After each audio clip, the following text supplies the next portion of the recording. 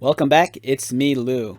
Alright, so before we begin, I'm going to apologize because even though this is electronic venom that talks, my version of the figure does not talk anymore because the battery that's inside of the voice box is dead.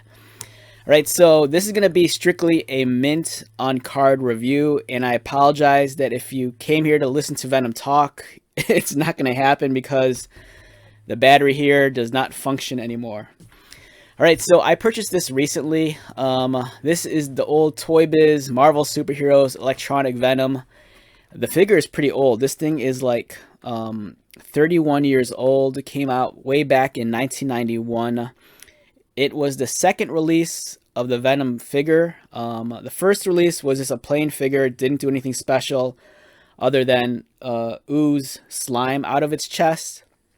But this one actually had the talking gimmick.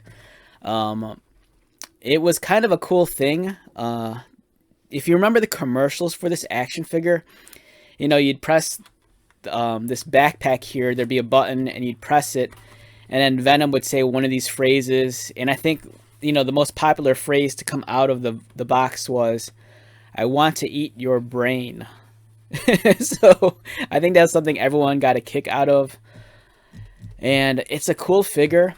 The reason why I bought this, that even though the voice box no longer functioned, is that I really wanted an OG Toybiz Venom mint on card. I did find one maybe like last year, but it was on the Spider-Man card back, and I really wanted version 1 of Venom. Even though this is version 2, the mold is really, really close to version 1, with the exception, I think, of some alterations to the torso. So this is a much older figure. The card back was on this giant card, unlike the standard figures. You know, they really wanted to sell you on this whole talking gimmick, so there were word balloons everywhere. And it's such a fun looking package. You know, here's the figure. He comes with a web accessory and then the voice box. You know, I wish there was a way I could like take this out without damaging the package, just to swap out the battery, just to get it to work again, but unfortunately it's not going to happen. And if you look at it carefully, you can tell that over time, you know, people would always press this because the plastic here is cracked and kind of like dented in from people constantly trying to turn this thing on. But it's a cool figure. I like it a lot. Very fond of this era. And here's how it works. Surprisingly, this figure here looks nothing like the figure that you get. So I'm guessing this is probably like a prototype figure. And then they also did electronic versions of other figures as well. Yeah, they re-released the X-Men with voice boxes and some of the first wave Marvel superheroes. It's almost like they anticipated people having problems with the toys, because there's a customer service number right at the top. It's not hidden away, you know, it's right there for you to see. This was also around the time when they released the X-Men line of Toybiz action figures. This is great. I love that. That was the first set of X-Men figures from Toybiz. Here's the first wave of Toybiz figures down here and over here. It's awesome. Venom is Spider-Man's deadliest enemy. When Spider-Man hears Venom say, "Die, Spider-Man, and I want to eat your brain," and hears Venom's evil hiss, Spider-Man knows he's in for one of the biggest battles of his life. That's so awesome. Alright, so to make up for the fact that, you know, the voice box doesn't work, I do have the first release figure right here, so we can at least examine this. As you can see, the figures almost look identical.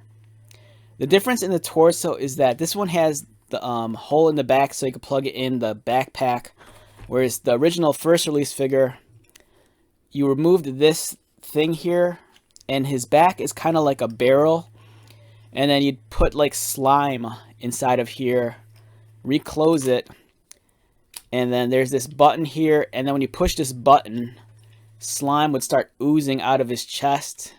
It was very like appropriate to that time period. You're talking about like late 80s, early 90s. You know, shows such as Double Dare was very big, you know, with Nickelodeon and slime. But the figure is cool. I love this figure when it first came out because back then there wasn't really an internet. And I remember going to a Walmart with my parents because we were doing some grocery shopping. And I went to go take a look at the toys. And I remember seeing this and it completely blew my mind because I already had the first assortment of figures. And then, if I remember correctly, Venom was never advertised on any of the packages. So when Venom came out, it was kind of like out of the blue. And so I was really excited. Venom was such a hot character. He was introduced, I believe, in Amazing Spider-Man, I think 298 or 299. But then he didn't have a full blown out. He didn't have a full blown out appearance, I think, until Amazing Spider-Man 300. Correct me if I'm wrong. It's been a lifetime ago. Maybe I have my issues mixed up. But, you know, Venom was a big deal. You know, this really captures the likeness of the character in the comic book, especially the way McFarlane drew him. He's really just big and bulky. The one thing that kind of did disappoint me about this figure is its height. I kind of felt like he should have been a little bit taller. But, you know, at the same time, the Hulk figure that was also in the first assortment was very short. But it's cool, you know, he has the black costume logo. The head's pretty cool. He has the giant eyes. As you can see, the paint job's a little bit sloppy. It kind of bleeds past the edges. He has the large fangs, the tongue inside of his mouth.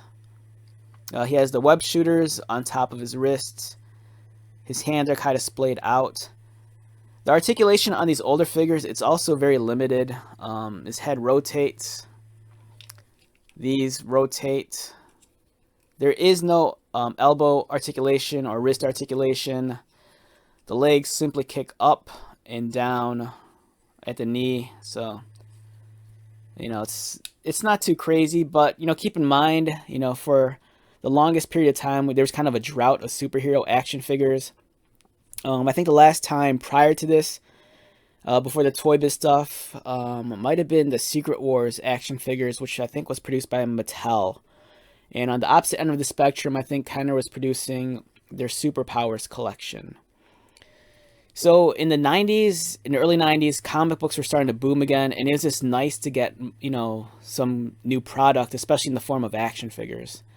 You know, prior to this, I think the only way you'd be able to obtain anything closely that resembles an action figure is going to your comic book shop, and they would have like novelty, small like vinyl figures that don't really, you know, they're not articulated at all.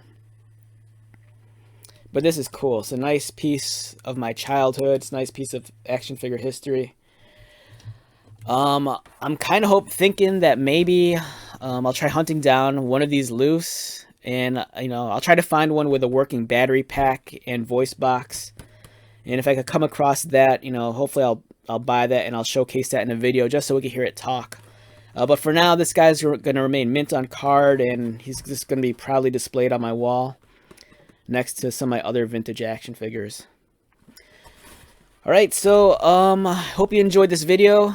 If you grew up during this time period, or if you have fond memories of this toy specifically, please share your story in the comments down below. I'd love to hear it.